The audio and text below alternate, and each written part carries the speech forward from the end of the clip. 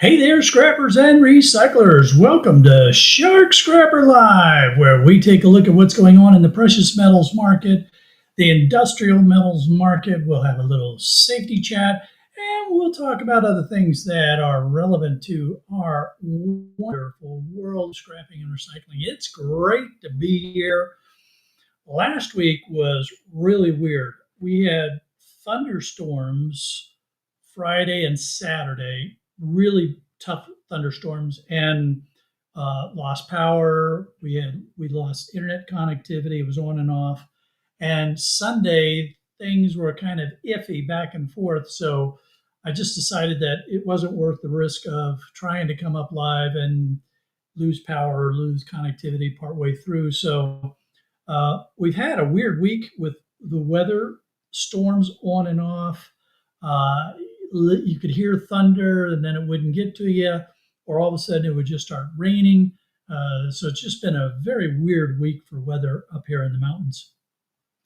Anyway, it is great to be back with everybody. And I thought that we would do something a little bit different this week because we weren't up live last week.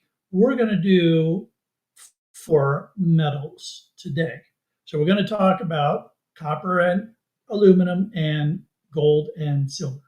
So the ones that we all love to talk about the most, we're going to try to do a little catching up and seeing where things are. All right, so let's see who's joined us here. We got Scrapping Irish. We got David Fillet. Won't be able to join us, but he popped in to say hello. Thanks, David. Appreciate it. Roger at CU Scrapping is in the house. Electric Scrappers in the house. Scrappin' Lou. Welcome, Scrappin' Lou. Great to have you here. And Scrapping on the Fly is with us. So great to have everybody here. I'm sure we'll be seeing more folks joining us as the hour progresses. And that was a quick announcement by me, my Navy coffee cup. Oh man. All right, well, let's get right into it here. Let's go ahead and do this and do this and do this and do this. And here we are. We're going to dive right in with silver. Now, you all know, but I have to say it, that I am not sponsored by APMEX. In fact, I'm not sponsored by anybody. But of course, if APMEX wanted to sponsor me, I might be willing to talk about it. Um, but I do use and have used APMEX when I buy and sell my physical gold and silver. I am a firm believer that everybody should have some physical gold and silver in their portfolio, either as a hedge against inflation or as part of their investment plan. But I do not support holding paper certificates of gold and silver. They literally aren't worth the paper they're written on.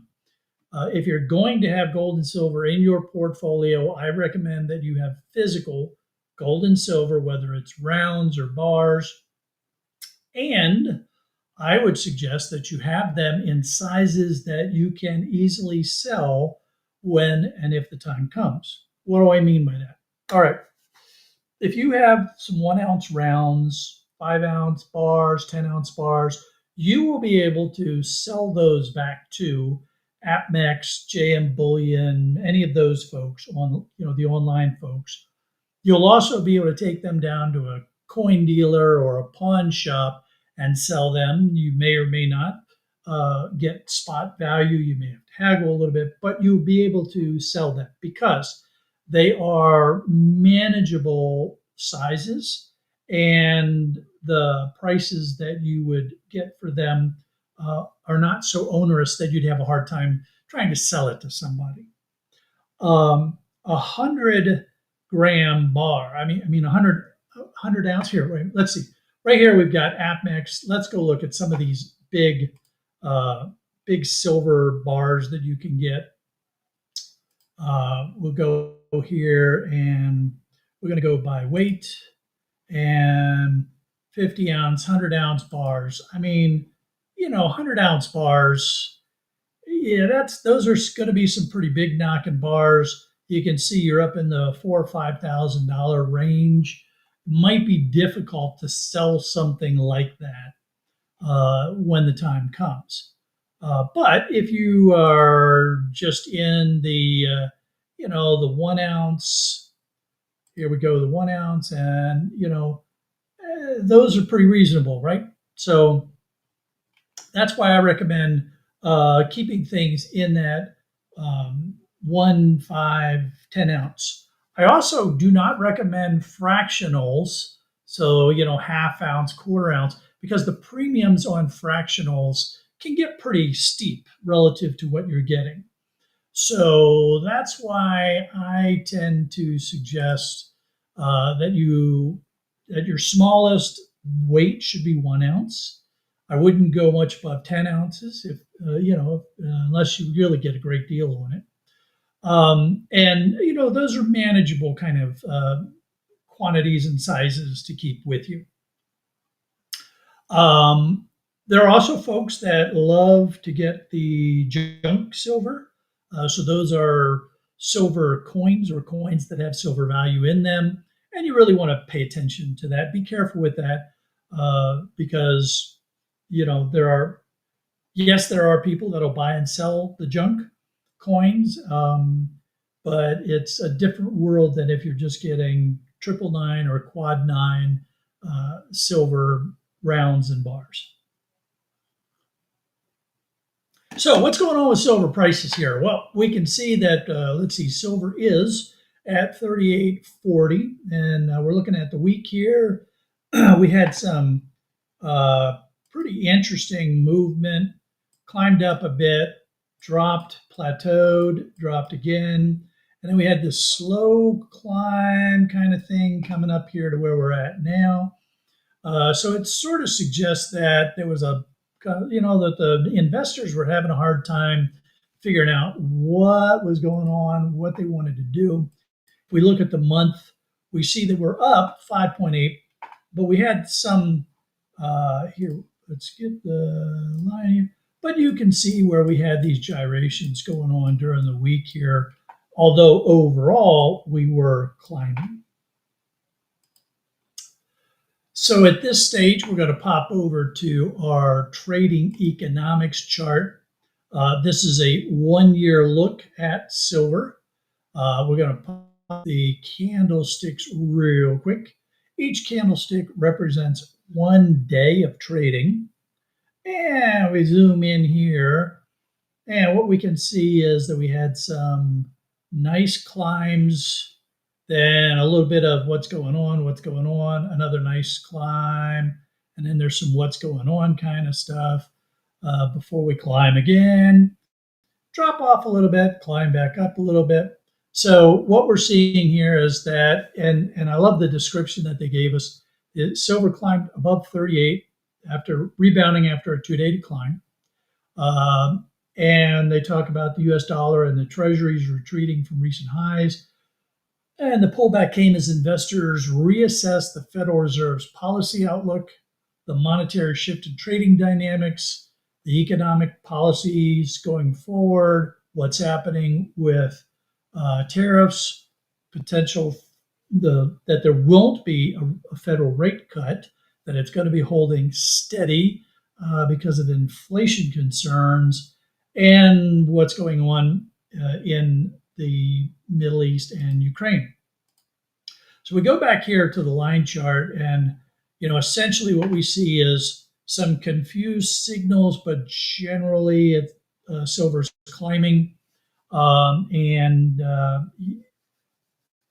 it's really kind of a confused time right now, but that's good, right? Because when the economic situation is uncertain, investors go to safe havens, silver and gold being safe havens. We see the values go up, and that's good for us in the scrapping world.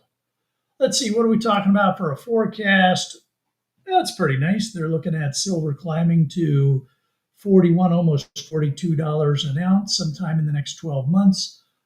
So that's pretty nice for us. And since we're down here in the 38, it's a little bit tight. Yeah, that would be a little bit tight for you to be able to get some silver now and have a reasonable chance of making back your premium when you sell at some point in the future. As for my situation, I am not doing any buying or selling right now. I might think about selling once we get over 40. I might sell some of my silver, but this is definitely not buying territory for me. That's just for me. That's because I did a lot of buying in the $20 and $30 range. So I've got plenty of physical silver. I don't need to add to that, and I'm just waiting for it to get into a sell range for me, which is once we get above 40, that's when I start giving it some serious thought. All right, before we jump into gold, let's see what you all have been saying. We're going to go back into the chat here. Let's see, I'm trying to figure out where we were in the chat here. Scrap and Lou, glad to be here. Great to have you, Scrapping Lou. Sixth Street Garage joined us. Welcome, Sixth Street Garage. Always great to have you here. Folks saying hi to each other. Scrap and Lou wants to know what my thoughts are about sterling. So, I recently sold. I had some sterling that I had acquired in the past. I sold it off to some folks, and I gave some to some folks to extract the silver. You got to be careful with sterling. If you know what you're looking for, the sterling marks, then you can be relatively assured that you are getting sterling. Now, what you're going to do with the sterling is the question. And just like when I'm scrapping electronic circuit boards, I always ask the question, what am I going to do with this? Are you going to try to extract the silver yourself? Which is fine, but make sure you understand the costs and risks involved in doing that. Are you going to try to sell that sterling? Well, then make sure you know how you're going to do it. Pawn shop, coin dealer, antiquity sale kind of, estate sale kind of thing. Or do you have a buyer out there that'll buy it from you? So there's nothing wrong with sterling per se, but I would just caution you to make sure you understand what you're going to do with it before you jump into that world. Joe Pedersen is here. Welcome. Let's see. Mike's Meltdown is in the house. Constitutional Silver, Mercury Dimes, and Franklin Halves are his go-to for anything less than 1 ounce. Yeah, that's a good way to do it, Mike. That's a good way to, they're smaller. I guess they're not really truly fractionals because they're not fractionals of 0.999 or 0.9, but it's a good way to get those smaller quantities of silver. Absolutely.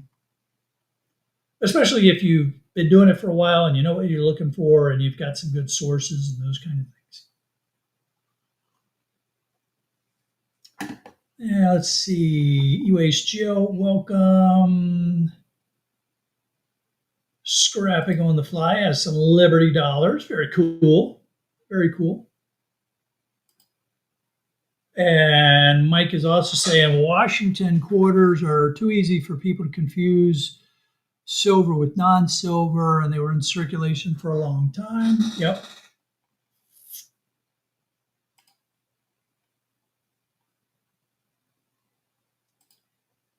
Mike is also saying that he saw coin dealers saying they recently bought 2 1,000-ounce COMEX bars. Those would be, wow.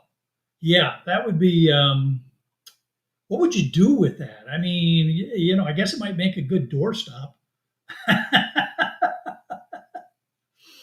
I mean, because how would you sell that? You'd have to have the right buyer. It's like finding a buyer that would buy that. And part of the reason why a 1,000-ounce bar makes people nervous is it's big enough that a crafty criminal could uh, try to fake it, by putting it by layering the right kind of stuff to make it the right weight and mass or parent mass. Um, and unless you were very careful about how you treated, investigated that bar, you might end up buying something that was just a silver plated brick. Um, it's be a little more complex than that, but it's the big enough kind of thing that if somebody wanted to forge or fake 1,000-ounce bar, that would be the size that would be fakeable. So buyers get nervous when you're talking about large things like that. So yeah, I would shy away from that big time, big time. Mike is also looking for a dip here, so yeah, it's not a good buying opportunity right now, I don't think. Let's see. I don't even know how to say this name, but welcome. It's great to have you here. Um, I'm not even going to try to say that. I apologize, but it's great to have you here.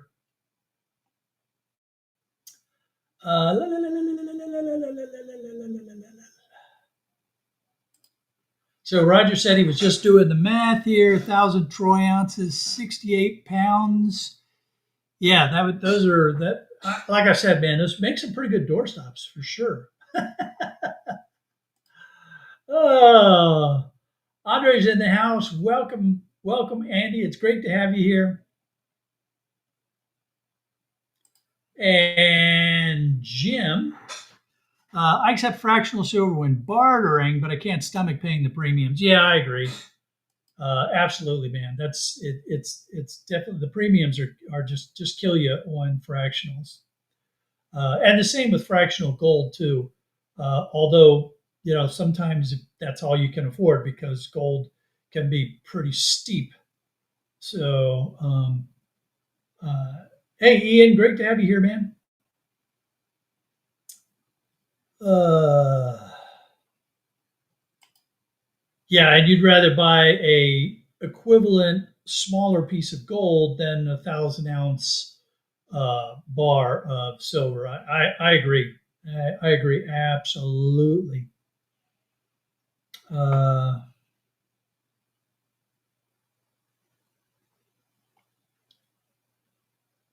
all right. Well, speaking of gold,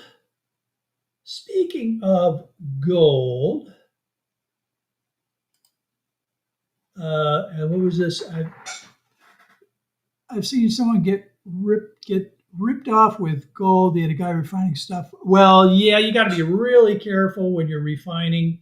When you have a refiner, you got to make sure it's someone that you trust. Uh, you got to be really careful with that. Absolutely. But speaking of gold, let's go talk about gold. Let's see. Let's go back here in APMEX and look at gold. Gold prices, we're looking at the 1 month price. Gold right now, 3,365. We can see that for the month, gold had some interesting gyrations going on here. It is down 0.6 for the month. See here, if we start here and we go here, down a little bit. And let's see, what are we looking at for the year? Well, it might be down for the month, but that's pretty nice for the year. I mean, yeah. Yeah, if you bought gold a year ago, you are really happy right now. Let's go pop over to trading economics and we're going to go over here to gold. We're going to take a look at gold. You know what I really think is interesting here, and this is just, it's different ways that the charts are laid out. It's all the same data, but here we're looking at 1 year, and it's based on daily. So if we were to bring up the candlesticks right now, you would see there's a whole lot of 1 day activity in here. So it's not as smoothed out as what we saw in the um, APMEX charts. So let's go back to the line. And what is interesting to me about this is we see that we kind of had this generally upward trend here for gold. Now you could say that it went up and dropped, and then it went up, and then it climbed really steep like that. But my point is that we generally climbed for the first part of the year, and then we kind of got into this what's going on phase. There's a lot of uncertainty going on in here. And yeah, there's a lot of ups and downs, and folks that are short-term traders, they probably did pretty good with this short-term up and down kind of stuff going on here with gold because if you are doing day trading and stuff, if you're really good at this, you can take advantage of the dips and the climbs. You don't make a whole lot on any one trade, but it can add up if you do it right. I don't play that game. I don't invest that kind of time into it because you got to really put in a lot of time, or you can lose a lot of money doing that.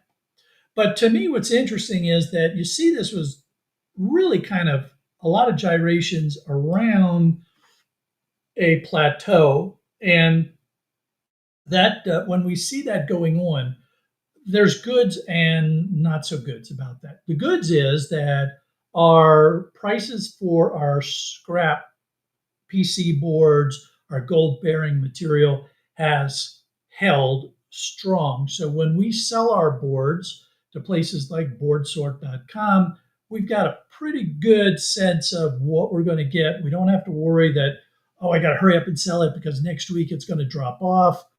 We've been able to relax a little bit, build up reasonable quantities, and be able to ship reasonably good loads to folks like boardsort.com.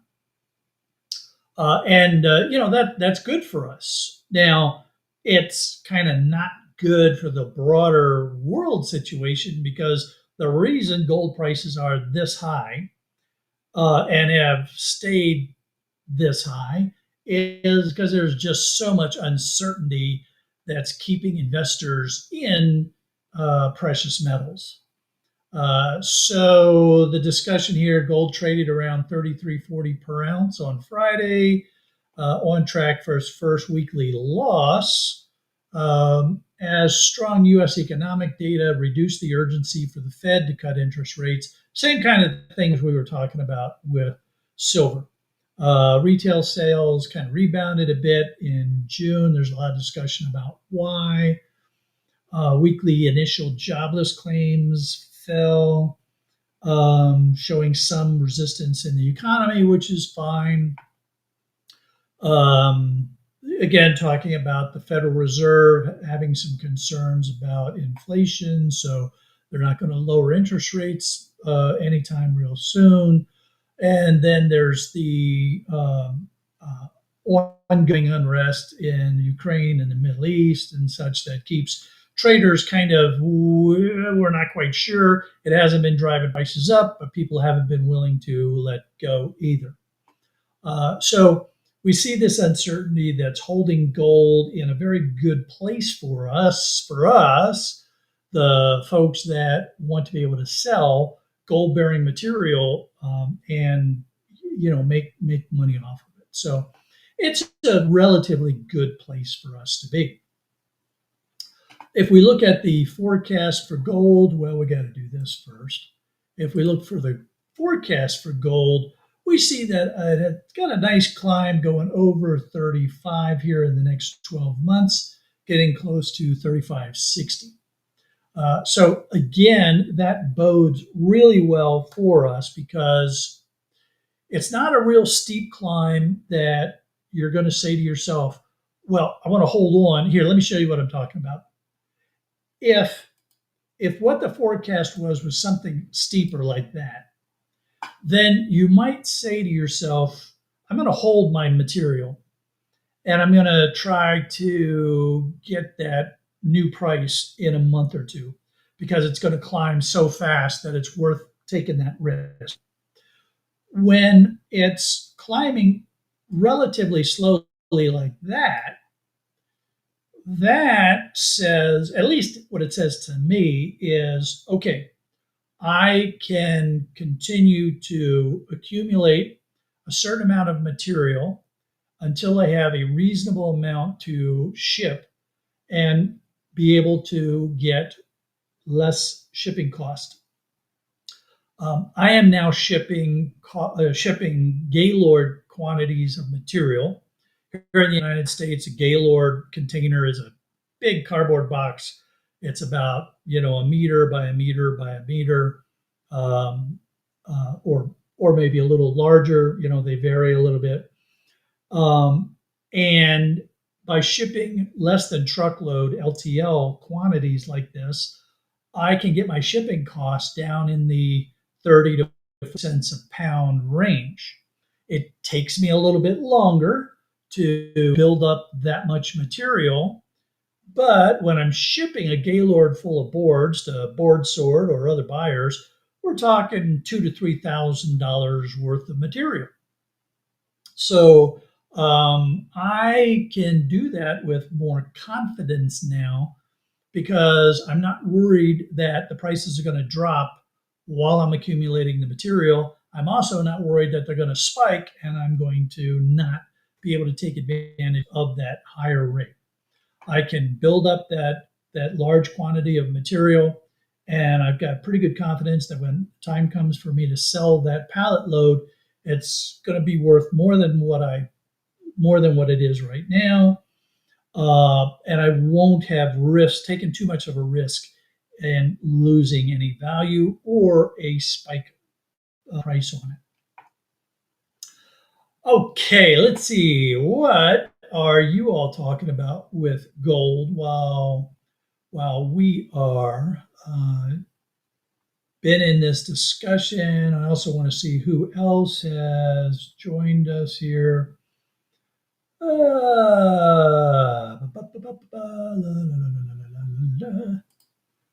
Richard, Richard Holbert, welcome to the show. Great to have you here. And he was joking around about trying to increase his copper holdings, but the thieves keep beating him to the lights. Okay. Kind of a weird scrapper joke there. Oh, man. Let's see.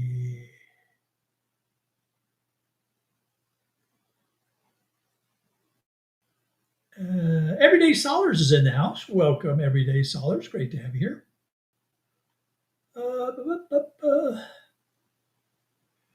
So a few folks have been talking here, Roger, Mike, and Scrapping on the Fly, talking about the weight of the bar being off. If it's a copper bar that's plated in gold, yes, and of course you can do the mass measurements as well. Measuring it and being able to tell that's not, the mass is off. A lot of folks that are new in this game won't know that, or they won't know how to do that. But once you've been at this for a while, you'll be able to tell. And certainly, unless some thief has been clever about what they've done, you just, after a while, you get used to picking something up and saying, wait a minute, that doesn't feel right. I do that a lot with computers when I'm buying a pallet load of computers and I'm separating them by whole PC versus partial PC. Whole PC being power supply, at least one hard drive, a motherboard with at least one RAM stick, a CD-ROM of some sort. I can pick up depending upon what size, a larger desktop, smaller desktop, I can pick it up and I can, it just feels a certain way. And nine times out of 10, I'm right when I judge whether it's a whole PC or a partial. So um, we develop that over time, and that's it's just you do it enough, you're just going to learn what things feel like. In fact, it's some people are really good at being able to estimate the weight just by picking it up. Ian Matthews is good at that. He can pick something up and he can say, "Oh yeah, that's like 5 kilograms or whatever." I mean, I'm not that good. I can say, "Wait a minute, that doesn't feel right." But I'm always, there's two things that I love with some of the skills that some of our fellow scrappers have. One of them is the people that can pick something up and say, "Oh yeah, that's 20 pounds," or and be right within a pound or two. And then the people that can look at a nut or a screw head or something and say, "Oh yeah, that's a 3/16 or that's a 5/8 or a 10 milli." It's like, really? I mean, I get it right. I'm getting it right now more than not, but some people, they just nail it all the time. All right, got a little sidetracked there. Sorry. Oh, we're talking gold here. Come on, Shki, pay attention. Um, ba- ba- ba- ba- ba- ba- ba- ba.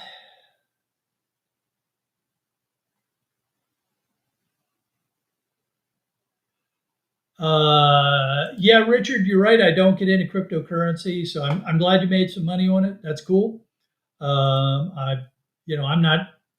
I don't do cryptocurrency. I don't invest in things that one I don't understand and two that have no basis of value. So yeah, I completely stay away from cryptocurrency. Ba- ba- da- ba- ba- ba- ba.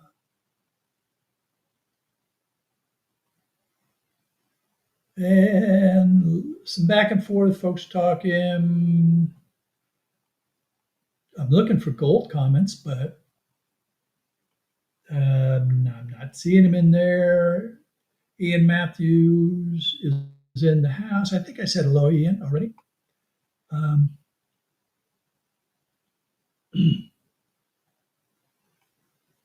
Not really a gold discussion, but Mike's talking about that he picked up a compact Presario that's working, running Windows 98, trying to figure out what to do with it right now. Well, you could, see if there's anybody out there on uh, uh, Marketplace that it's kind of vintage. So, there might be some buyers that might be interested in it.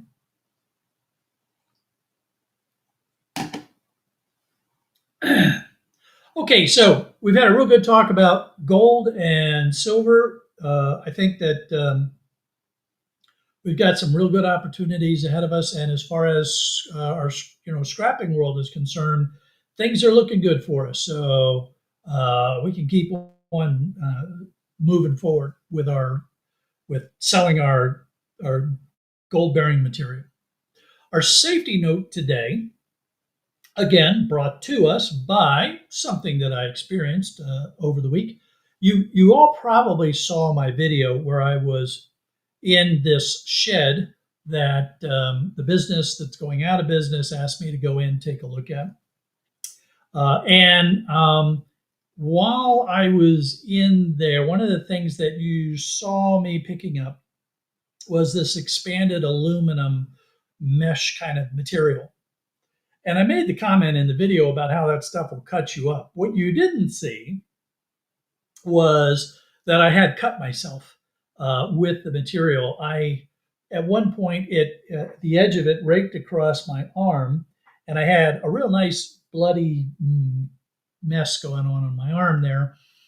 And I didn't show it on the video because I figured, that's probably not anything to show on the video. But I uh, I was thinking to myself when that happened, um, you know, I've got the, it sliced me not deep. You can see there's no scar or anything here, so it's not like it was a deep cut. Relatively clean cut. There were some of the metal items in that shed that were really dirty, really nasty. but the aluminum had been stacked up on a cart, so they were relatively clean, and it was not a deep cut. But whenever I get cut like that, I can't help but think to myself, when was my last tetanus shot? So, our safety note today is your tetanus shot. Um, Tetanus, also known as lockjaw, is caused by bacterial infection. So, metal objects, sharp things that are in the ground can get the bacteria on them. And then you can get a puncture wound, a nail goes through your foot because you're not wearing proper safety gear, or you cut yourself, because maybe you're not wearing gloves. Maybe you are wearing the proper safety gear and you still get cut because, hey, sharp, heavy things can still cut you. And so then you have to say to yourself, okay, was I exposed to tetanus bacteria? Probably. Um, what you need to think about, though, what everybody should have some idea when your last tetanus shot was. So what did I do? Well, I went and I checked with the Mayo Clinic's information page and found out that there's two criteria here for when you probably ought to get a booster. If it's a dirty, deep wound, then you want to have your booster within 5 years. If your booster is within 5 years, you're probably okay. If you don't know when your booster was and you've got a dirty, deep wound, then you probably should get a tetanus shot. Clean the wound. You may or may not need to go to an emergency room or emergency care facility, depending upon how deep the wound is or how dirty the wound is. But you probably should get a tetanus shot within 48 hours. If it's a clean wound, and it's not very deep, a clean piece of, in this case, in my case, it was the clean edges of the aluminum, and it was not very deep. As long as my tetanus shot was within 10 years of the wound, I'm okay. So I wasn't worried about it. But I may still go because my tetanus shot is coming up on about 5 years. So it's probably worth just going in and getting a booster. In this, those of us that are in this scrapping world, we are routinely exposed to the risk of puncture wounds, cuts, those kind of injuries. And so being exposed to the tetanus bacteria is something that we probably ought to think about. The vaccine is very effective. It's usually given in a combined vaccine of TD or Tdap. So it's tetanus, diphtheria, or tetanus, diphtheria, and pertussis. Your primary care provider can advise you which is the right one for you, given your own health situation, but it's definitely something that you want to think about. You don't hear or see a lot of people getting tetanus, the disease, anymore. But lockjaw, it's called lockjaw because one of the initial symptoms is the muscles in your jaw can lock up, and then it can spread throughout your body, and you can have spasms, and it can affect your nervous system, and you can stop breathing and things like that. There's no cure to it, all right. So it's preventive. That's why you get the vaccine and the booster, because you want to have your body be able to fight it off before the disease takes hold. Because if you start showing symptoms of lockjaw, then the only thing that the doctors can do is maintenance. They treat the symptoms. They try to keep you breathing. They try to keep your muscles relaxed. They try to reduce the spasming, give your body a chance to fight it off. So if you do become symptomatic, you definitely need to go to the emergency room and seek treatment. But it's very rare these days because the vaccine is so effective and it's so easy to get. In fact, I think I'm going to check on this because it's just I need to check for myself. But I'm pretty sure that you don't even need to get a doctor's script for it anymore. I think you can go to a pharmacist to get it. I don't know for sure, so don't quote me on that. But I'm going to find out one way or another anyway. Um, so definitely, if you don't know when your last tetanus vaccination was, then by all means talk to your primary care provider and just ask the question. Hey, can I Can I get a booster? Let's see. What have you all had to say about this? Um,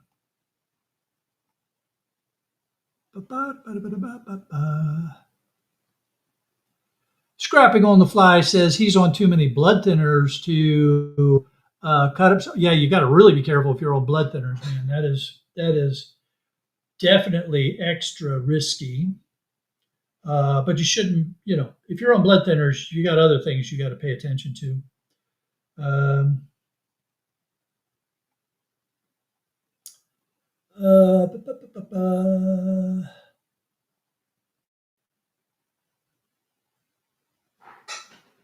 Carl Godfrey, welcome. Great to have you here. He says, I make sure the VA keeps me up on my shots. Yeah, I've got an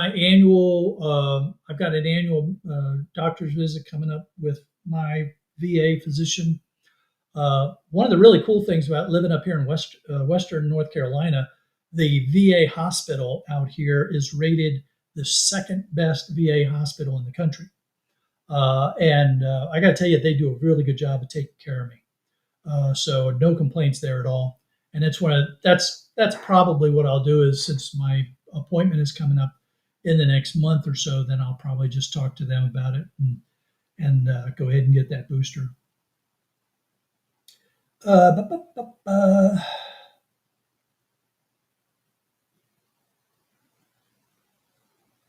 Richard says that when he was a teen, he got tetanus and yeah, helped him lose weight, I'm sure. But now you're keeping your shots up to date. Yeah, you're lucky you made it through that. I'm glad you did. I can understand where that would tend to want to make you keep your shots up to date.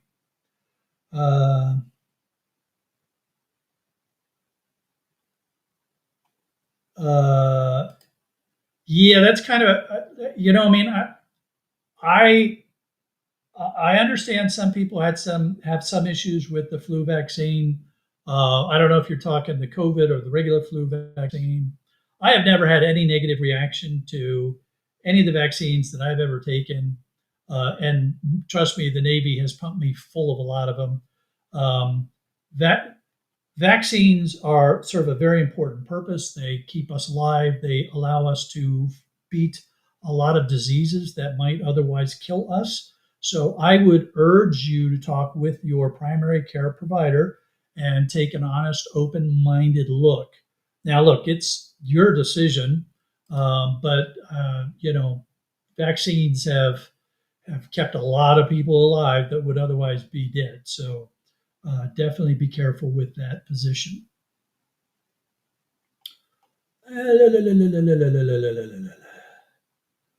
All right. Well, it is time to get on with copper and aluminum because we're going to run out of time here if we don't get on with it, right? So, copper. Let's get the chart up here again. Bring it up there. We do that. And we do that. Look at that. I even remembered to bring it up on the screen so you all could see it. Ha ha! Man, I'm banging on all cylinders today. Copper futures in the U.S. were at 555. Think about that. Think about that, folks.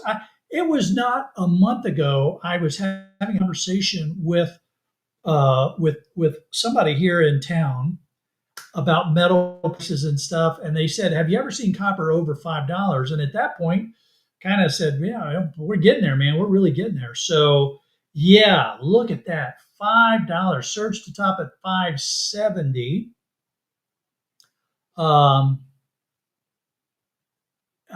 And man, copper is climbing. Now, why is copper climbing? Well, we got a few things going on here. President Trump announced a 50% tariff on copper. You've heard me talk about the Section 232 investigation that the United States is doing on copper, trying to decide if the U.S. can become self-sufficient in copper.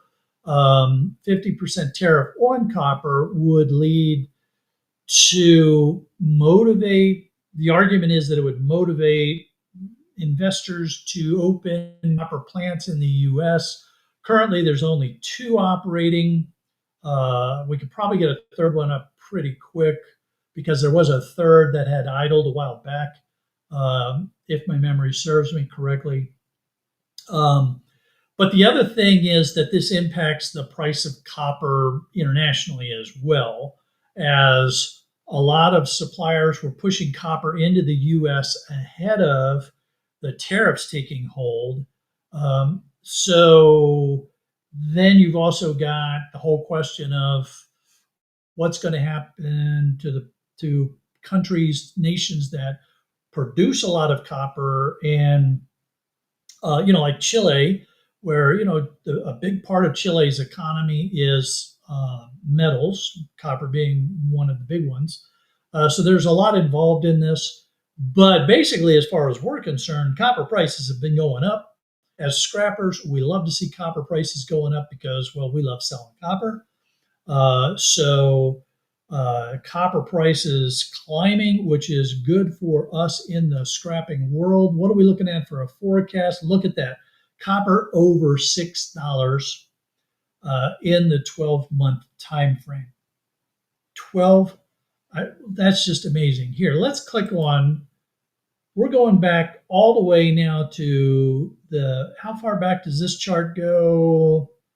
Back to the early or the late 80s. Copper has never been this high, and it's going to keep going up. So these are really good times for us in the copper scrap world. Really good times. I want to go back here to the summary, and I want to go back to the 1-year chart, just because this is a good chart for us to keep our discussions going here. The thing to be careful of course, with copper is what grade of copper do you have and what should you do with it? Now, because we saw that the copper forecast is to go over 6, there's a good argument for potentially holding some copper. And so this really goes back to the argument of keep 10% of your good copper, your number one copper, your Bear Bright, keep some percentage, 10, 20% as a reserve.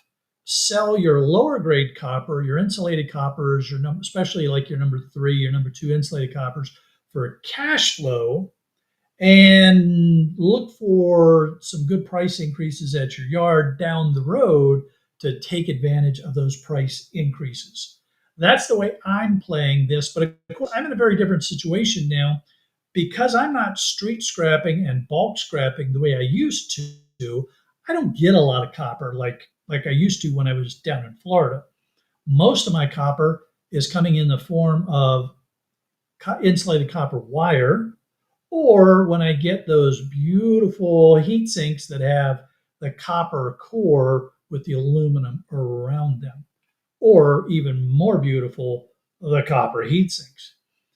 So I am holding on to my higher grade copper, letting it build up to take advantage of the price increases. I'm selling my number 3, my number 2 insulated copper wires in order to keep my cash flow going because, well, I'm a business and I got to keep paying the bills, don't I? I'm going to real quick pop over to aluminum, and then I'm going to go back to the chat and we'll talk about what folks have been saying in the chat about both copper and aluminum. So we're going to go over here and we're going to go aluminum. So we see aluminum futures fell to 2,670 per ton, hitting a 3-month high of 26.28 from July 2nd, as evidenced by softer demand momentarily weighed against the outlook of lower supply. Available inventory at the London Metal Exchange also rose over 15,000 tons rose by 15,000 tons to 415,000 on the week of July 15th, aligned with data reflecting weaker factory activity in China at the turn of the month. And okay, because China's talking about slowing down current production rates because they don't want to meet they have a cap at 45 million tons that are supposed to be aiding carbon emissions. And there's the coincident expectations of higher demand in Europe as the EU members signaled that they will expand defense goods production and supply for European factories is already limited due to sanctions of major producers in Russia. All right, so what that is all saying is that you have on the one hand over in Europe, they're going to the EU supporting Ukraine, and a lot of weapons use aluminum. So they need aluminum to help make some of these weapons and munitions and things.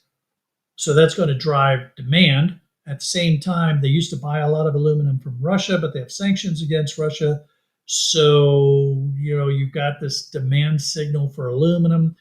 Here in the US, we have some tariffs on aluminum, and there's on again, off again demand signals. Some questions about the demand signals here in the US, but overall, what we see is that if you go back here and we see this April-ish time frame, we see this general rise in aluminum. So we haven't quite recovered to the highs where we were up here for aluminum, but we're slowly climbing up on those prices.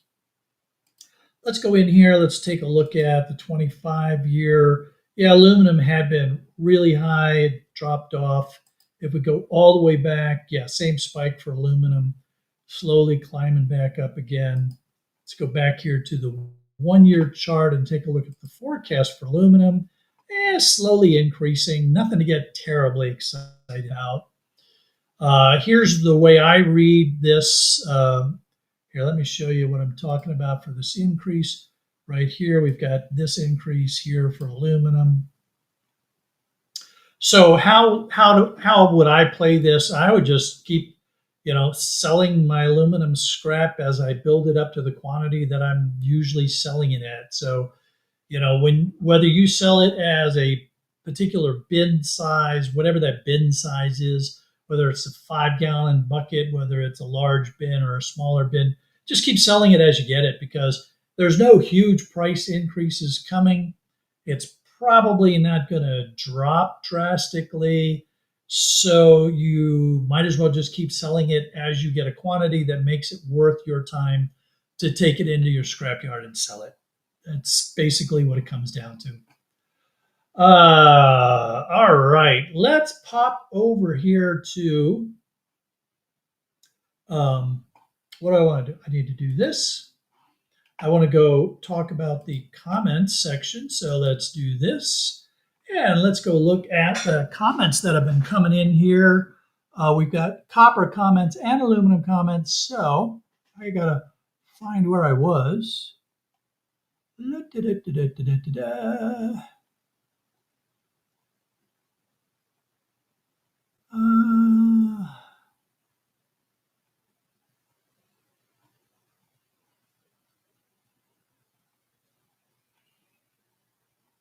All right. Roger is saying that his yard can't get his buyers to commit to a price since the spike. We're still buying at $350 for Bear Bright until the mill gives us an update price. Should be around $450 for Bear Bright. That's a really interesting point that Roger brings up. Our scrap yards, for the most part, scrap yards are consolidators on a large scale. So they're selling off very large quantities of copper they may be selling directly to plants and melters. They may be selling to even larger scale consolidators, depending upon the size of your yard. And so, depending upon the price that they're getting and the contracts that they can negotiate, drives what they can pay you. And if they don't know, then they're kind of in a really bad situation. What do they keep paying, right? And so, for I can see where some yards are just saying, "Well, we're just going to stay where we're at here, until we can figure out what's going on." Yeah, that's got to be a rough place to be for the scrap yards. Uh, let's see. Scrapping on the fly is saying he keeps hearing rumors about copper prices going up. I guess his yard doesn't agree. Well, the yards are going to be probably one of the last ones to raise their prices. So, yeah, hang in there. um, yeah. Richard is saying that he is going full blast, putting copper into buckets. He has bins and bins and buckets waiting to be stripped, and he bought a copper stripper today. Oh, very cool. Man, copper strippers are so useful to have. And you can get some that are relatively inexpensive, that'll do a relatively decent job. Then you've got the higher end ones like you can get from Stripmeister if you're really cranking through a bunch of them. So, yeah, hope you got a good one, and I hope that you can get some real good life out of it because they can be very, very useful tools to have.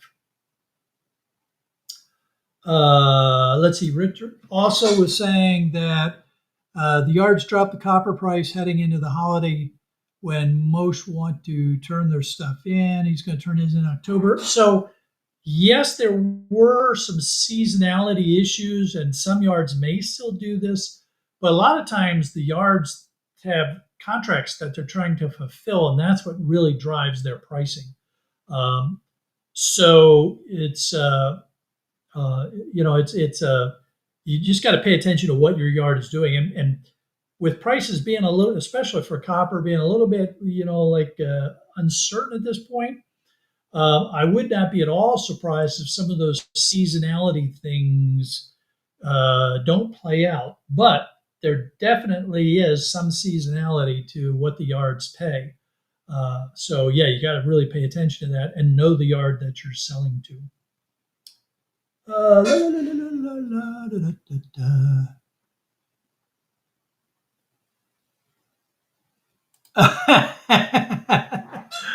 Ian's talking about too many buckets of smalls. I'm sure that we'll hear Ian talk more about that when we pop over to Ireland. And Ian, I hope you're joining us on the panel this afternoon because I'm sure that there'll be some fun discussions there for sure.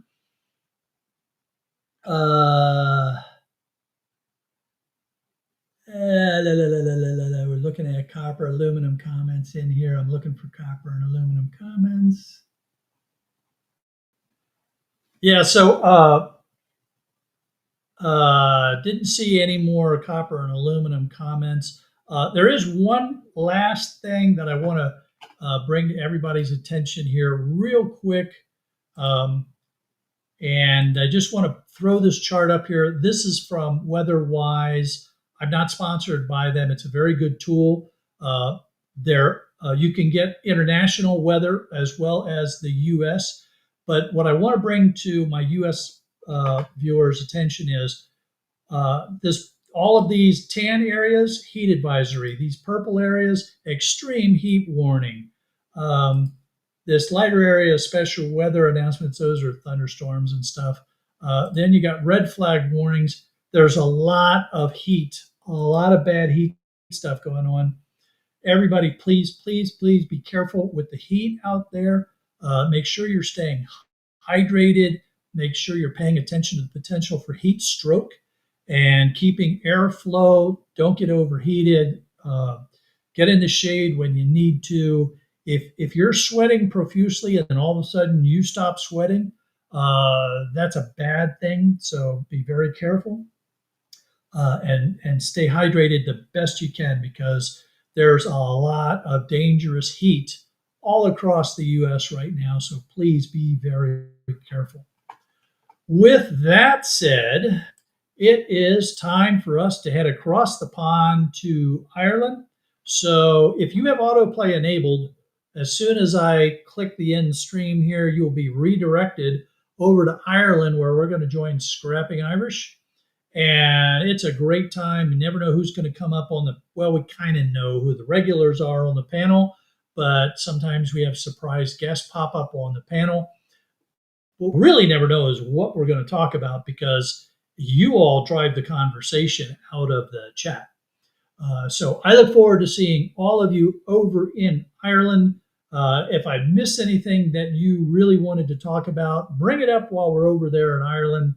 And if I don't see you in Ireland, have a safe week. And again, watch out for that heat, folks. All right.